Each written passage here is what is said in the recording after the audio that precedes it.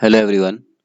आज हम बात करेंगे कॉम्प्लेक्स एक्सपोनेंशियल फंक्शन के बारे में। बेसिकली ये हमारे सिलेबस का पार्ट है क्योंकि जो हमारे एलिमेंट्री फंक्शंस हैं कॉम्प्लेक्स के एलिमेंट्री फंक्शन, उसमें एक्सपोनेंशियल फंक्शन है, ट्रिग्नोमेट्रिक फंक्शन है, लॉगरिथमिक फंक्शन है, इन सबको डिस्कस करना है वन बाय वन। तो सबसे पहले बात कर लेते हैं हम एक्सपोनेंशियल फंक्शन के बारे में। सो एक्सपोनेंशियल फंक्शन जो होते हैं वो कैसे होते हैं, ई की पावर जेड टाइप के, ठीक है, उनको एक्सपोनेंशियल फंक्शन बोलते हैं। अब एक मेन डिफरेंस ये है कि जो हम बात करते हैं अगर रियल एनालिसिस के अंदर, तो वहाँ पर हमारा जो एक्सपोनेंशियल फंक्शंस होते हैं वो पीरियोडिक नहीं होते, और कॉम्प्लेक्स के अंदर जो फंक्शंस होते हैं वो पीरियोडिक होते हैं। जैसे कि हम बात करें ई की पावर जेड की, ई की पावर जेड हमारा एक्सपोनेंशियल फंक्शन है, ठीक है, और ये एक पीरियोडिक फंक्शन है। ठीक है, पीरियोडिक का मतलब ये होता है, कोई फंक्शन पीरियोडिक फंक्शन कहलाता है कि अगर वो एक सर्टेन अमाउंट ऑफ टाइम के बाद अपने आप को रिपीट करता है, ठीक है, तो वो पीरियोडिक फंक्शन होता है। जैसे कि अगर मैं एक बात करूं कि हम लिखें यहाँ पर F Z plus T equal to F of Z, तो इसका मतलब एफ जो हमारा फंक्शन है एफ ऑफ जेड, वो पीरियोडिक फंक्शन है और उसका पीरियड है टी, क्योंकि वो टी के बाद रिपीट करता है अपना आप को। ठीक है, तो अगर ऐसा ना हो, मतलब अगर ऐसा हो जाए कि F Z plus T not equal to F of Z आ जाए, तो ये नॉन पीरियोडिक फंक्शन हो जाएगा, ये पीरियोडिक नहीं होगा। तो ऐसा फंक्शन जो एक पर्टिकुलर टाइम के बाद अपने आप को रिपीट करता है वो पीरियोडिक फंक्शन कहलाता है, और जितने टाइम के बाद रिपीट करता है वो उसका पीरियड होता है फंक्शन का। ठीक है, तो हमारे पास जो एक्सपोनेंशियल फंक्शंस होते हैं ये पीरियोडिक फंक्शन होते हैं। ओके, सो आप लिख सकते हैं कि ई की पावर जेड इज पीरियोडिक, ये एक पीरियोडिक फंक्शन है। अब पीरियोडिक तो हमने बोल दिया, अब कितना इसका पीरियड है वो देखते हैं हम। ठीक है, तो इसको देखने के लिए क्या करेंगे, देखो कुछ प्रॉपर्टीज जो होती हैं वो हमें ऑलरेडी पता होनी चाहिए।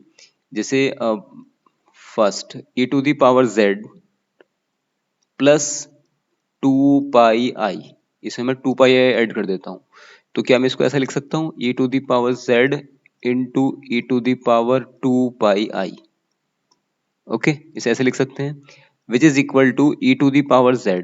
अब e to the power two pi I कितना होता है, e to the power two pi I ये बराबर होता है, ऑलवेज याद रखिए, cos pi cos two pi plus आई साइन टू पाई के बराबर।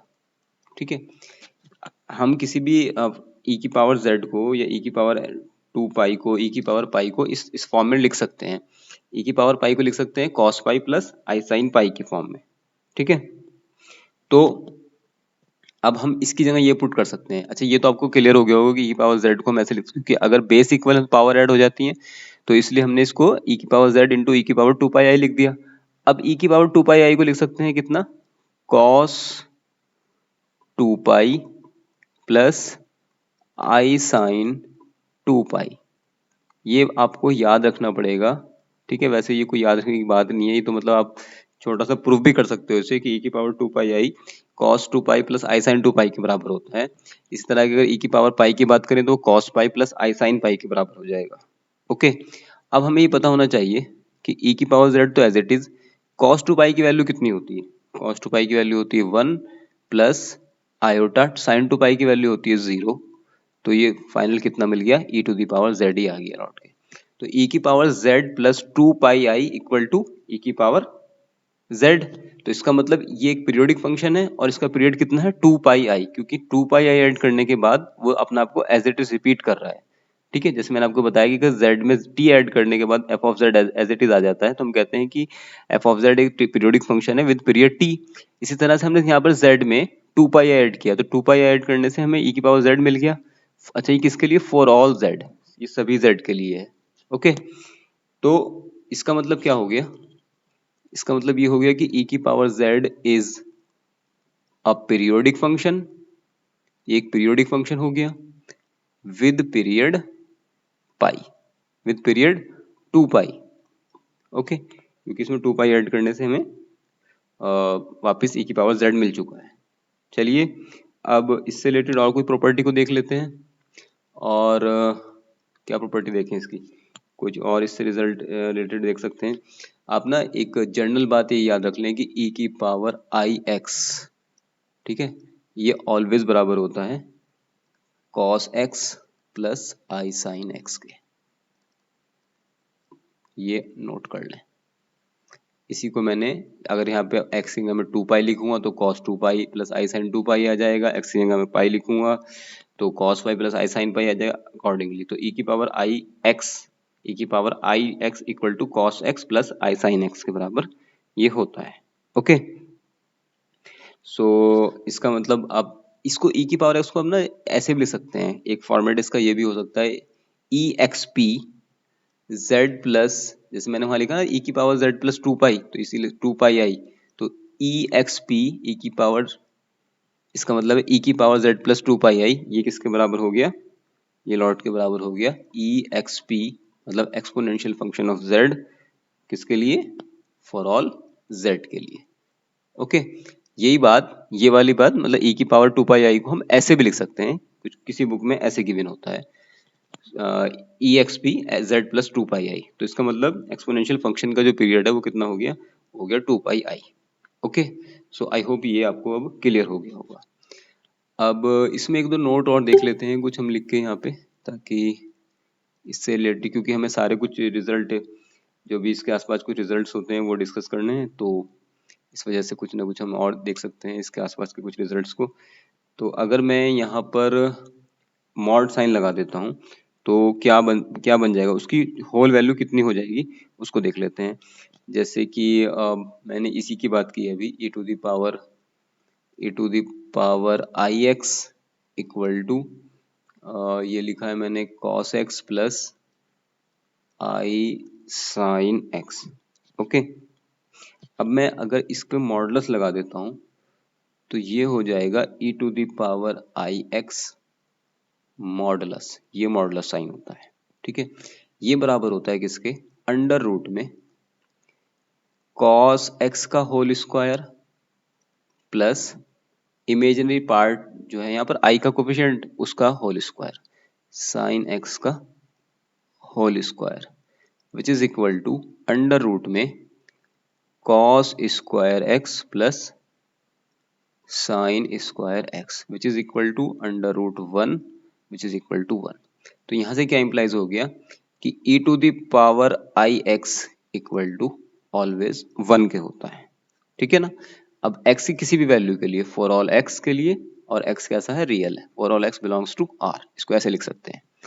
तो रिजल्ट क्या मिला हमें रिजल्ट ये मिला कि e की पावर z हमारा पीरियोडिक फंक्शन है, लेकिन ये याद रखना e की पावर x ये कभी पीरियोडिक नहीं होता, ठीक है। e की पावर x का मतलब हम रियल में बात कर रहे हैं, e की पावर z का मतलब हम कॉम्प्लेक्स में बात कर रहे हैं, तो ये पीरियोडिक नहीं होता है। e की power x is not periodic, जबकि e की power z is periodic function.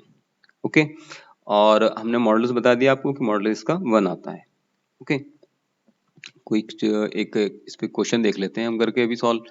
जैसे कि अगर मान लिया मैं एक कहता हूँ कि बताइए कि e की पावर z की वैल्यू बताइए कितनी होगी, अगर, चलो दोनों की वैल्यू पूछ लेते हैं, e की पावर z की बताइए वैल्यू कितनी होगी और e की पावर z के मॉडुलस की वैल्यू कितनी होगी अगर z इक्वल टू, मान लेते हैं हमारे पास पाई आई बाई 2 गिवन है।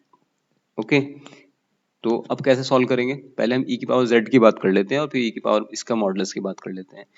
तो z की, अगर z की value minus pi by 2 I है तो मैं यहाँ लिख दूं minus pi by 2 I. Okay, तो अकॉर्डिंग टू रूल कितना होना चाहिए, cos pi, okay, cos pi की जगह मतलब पाई बाई 2, मतलब माइनस के pi by 2 plus I sine minus के pi by 2, which is equal to, अच्छा cos जो होता है हमारा वो इवन फंक्शन होता है, तो ये माइनस पाई बाई 2 कन्वर्ट हो जाएगा पाई बाई 2 में, जबकि इसमें से माइनस बाहर आ जाएगा निकल के, तो ये हो जाएगा आई साइन पाई बाई 2।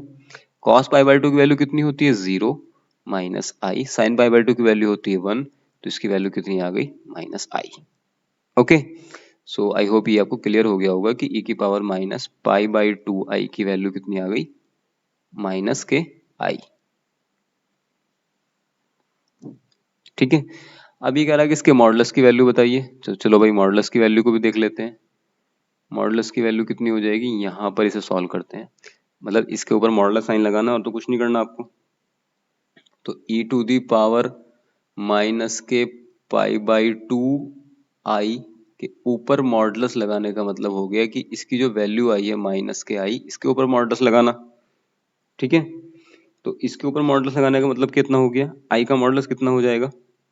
ठीक है, मतलब माइनस आई का मॉडुलस कितना हो जाएगा, जाहिर सी बात है इसे लिख सकते हो आप कितना, माइनस के 1 का मॉडुलस और आई का modulus which is equal to +1।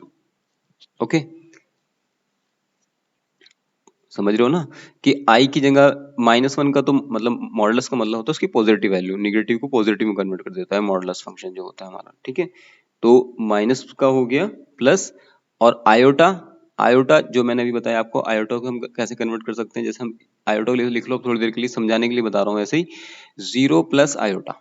ठीक है, तो 0 प्लस आयोटा का मतलब फिर आयोटा को हम लिख सकते हैं 0 प्लस आयोटा, मतलब real part 0, imaginary part iota. अब अगर हम इसका मॉडुलस लगाते हैं तो अंडर रूट में 0 का स्क्वायर और 1 का स्क्वायर हो जाएगा। ठीक है, और 0 का स्क्वायर 1 का स्क्वायर मतलब टोटल कितना हो गया 1। मेरी बात आई थिंक आपको क्लियर हो गई होगी। मेरा मतलब कहने का यह है कि आई को हम लिख सकते हैं 0 प्लस आई। ठीक है, और जब हम 0 प्लस आई के ऊपर मॉडुलस लगाएंगे तो इसका मतलब ये होता है अंडर रूट में रियल का स्क्वायर, रियल पार्ट का स्क्वायर प्लस आयोटा का जो कोफिशिएंट है 1 उसका square which is equal to under root में 1 विच इज इक्वल टू 1। तो इसका मतलब ये हो गया 1।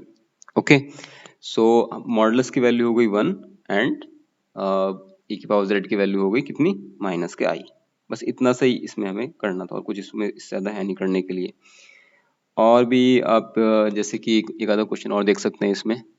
आज मैं सिर्फ एक्सपोनेंशियली डिस्कस कर रहा हूँ, फिर मैं बाद में इसके ट्रिग्नोमेट्रिक या लॉगरिथमिक में से कोई किसी एक को डिस्कस करूंगा। जैसे कि क्वेश्चन है कि e to the power i 2n plus 1 pi, इसकी वैल्यू बताइए कितनी होगी। ठीक है, इसकी वैल्यू बतानी है आपको कितनी होगी। क्या मैं इसको ऐसे लिख सकता हूँ, क्या आप इसको ऐसे लिख सकते हैं कि e टू दी पावर, कैसे लिखें इसको भाई, अगर हम इसमें i से मल्टीप्लाई कर लें अंदर तो इसे लिख सकते हैं e to the power 2n pi i into e to the power pi i, ऐसे लिख सकते हैं। जब इसको ऐसे लिख लिया तो इनकी दोनों की वैल्यू अलग अलग पुट कर लें। हमें पता है कि cos e की पावर जो ix होता है उसे लिख सकते हैं cos ix plus i sin ix। ठीक है, तो डायरेक्ट वही हम ये अगर रूल इसको, अगर मैं इसको लिखूं पहले तो इसको क्या लिख सकता हूं मैं, इसे लिख सकता हूं मैं cos 2n pi plus i sin 2n pi. Okay, इसको ऐसे लिख लिया इस वाले पार्ट को। सेम उसी तरह से इसे भी लिख सकते हैं।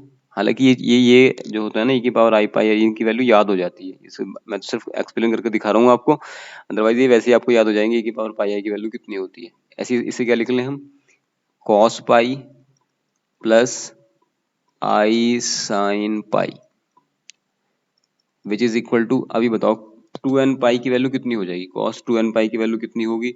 और अच्छा ये तो आपको डायरेक्ट पता ही है कि cos पाई की वैल्यू कितनी होती है, cos पाई की वैल्यू -1 होती है, और cos साइन पाई की वैल्यू 0 होती है, तो 0 इंटू आई सारा का सारा 0 हो जाएगा। अब इस ब्रैकेट में देखो 2n पाई, 2n पाई के बारे में पूछ रहा है आपसे। तो जब भी हमारे पास n पाई जो हमारे पास होता है वो जब भी वो इवन मल्टीपल में आता है 2 एंड 4 एंड 6 इस टाइप से, ठीक है, तो उसकी वैल्यू पॉजिटिव होती है, मतलब 1 होती है पॉजिटिव में। और साइन जब भी n पाई के मल्टीपल में आता है उसकी वैल्यू ऑलवेज 0 होती है। ठीक है, ये बात आपको याद रखनी, मतलब मैं यहाँ एक बात को लिख देता हूँ कि cos n pi equal to, लिख लो आप इसे समझने के लिए, -1 की पावर n, ऐसे होता है। ठीक है, अब देखो अगर n की जगह 2n लिखा हो तो 2 -1 की पावर 2n हो जाएगा, और जब भी इवन होगा पावर तो इसका मतलब वो पॉजिटिव में कन्वर्ट हो जाएगा। तो ये हो गया कितना यहाँ पर 1, ठीक है, और ये हो गया हमारे पास 0, तो फाइनल कितना हो गया, ये 1 हो गया, और यहाँ पर ये कितना है -1 है विच इज इक्वल टू -1। तो आंसर आ गया इसका -1 फॉर ऑल z, सभी z के लिए। ओके, सभी, या ऐसे लिख लो फॉर ऑल n के लिए, क्योंकि यहाँ पर n गिवन है तो फॉर ऑल n, और n कहाँ से आ रहा है, z से आ रहा है, z मतलब सेट ऑफ कॉम्प्लेक्स नंबर से, for all n belongs to z, इसके लिए। ओके, सो आई होप ये आपको क्लियर हो रहा होगा। फिर भी किसी को डाउट है तो मुझे आप कमेंट सेक्शन में बता भी सकते हैं, कोई इससे रिलेटेड कोई इशू होगी, कुछ बात समझ में नहीं आ रही है या कोई भी प्रॉब्लम है इससे रिलेटेड, तो कमेंट सेक्शन में बता सकते हैं। और इससे रिलेटेड इतने क्वेश्चंस पॉसिबल हैं कि जैसे कुछ भी आपसे पूछ सकता है कि रियल पार्ट के बारे में, इमेजिनरी पार्ट के बारे में, ये आपको पता होने चाहिए। ओके, सो आई होप ये आपको क्लियर हो गया होगा, क्योंकि ये बेसिकली हमें एनालिटिक फंक्शन, कुछ एलिमेंट्री एनालिटिक फंक्शन जो यहाँ पर गिवन है सिलेबस में, उनको डिस्कस करना था। तो exponential function, logarithmic function, trigonometric function, ये कैसे होते हैं, ये हमारे एनालिटिक फंक्शन है। ठीक है, तो इनकी कुछ प्रॉपर्टी को मैंने डिस्कस किया है। नेक्स्ट लेक्चर में डिस्कस करेंगे लॉगरिथमिक प्रॉपर्टी को, या फिर एक्सपोनेंशियली कुछ और प्रॉपर्टीज को देखते हैं, अगर उनको डिस्कस करेंगे। ओके, सो आई होप ये क्लियर हो गया होगा, और फिर भी किसी को डाउट है तो कमेंट सेक्शन में जरूर बताएं। Okay guys, thank you so much again.